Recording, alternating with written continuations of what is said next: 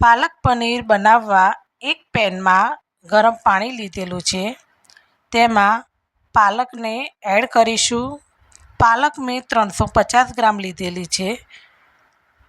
એક લીલું મરચું નાખીશું અને 3 થી 4 મિનિટ સુધી થવા દઈશું. બરોબર ગરમ થઈ ગયા પછી પાલકને આપણે ઠંડા પાણીમાં ટ્રાન્સફર કરી દઈશું. ઠંડા પાણીમાં એડ કરવાથી તેનો કલર એકદમ ગ્રીન રહે છે. હવે આપણે તેને ઠંડુ થઈ ગયા પછી પાલકને એક મિક્સર જારમાં લઈ લઈશું અને તેને સારી રીતે તેની આપણે પેસ્ટ તૈયાર કરીશું.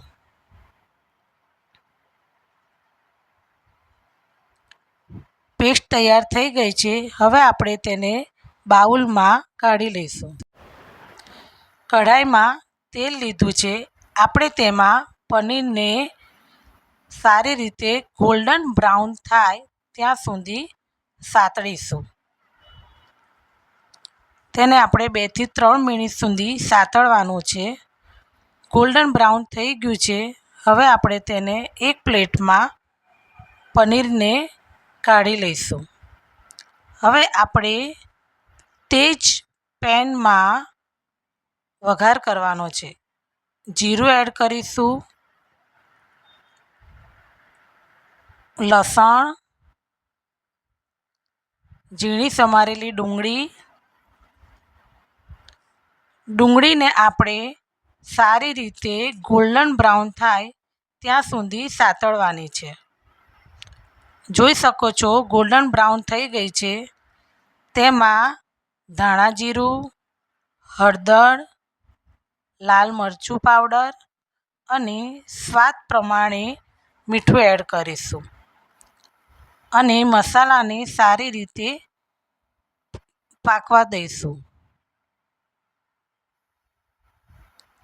મસાલા બરાબર સતળાઈ ગયા છે. હવે તેમાં આપણે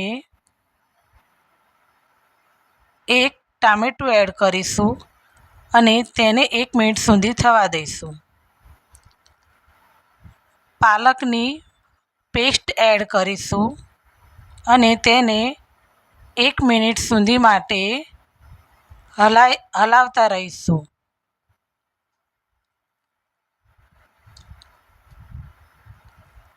હવે તેમાં રોસ્ટેડ પનીરને એડ કરીશું અને તેને હલાવીને તેમાં કસૂરી મેથી એડ કરીશું.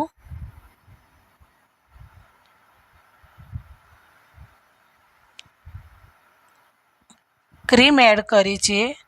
હવે તેને હલાવીને 1 મિનિટ સુધી થવા દઈશું. તૈયાર છે આપણું પાલક પનીર.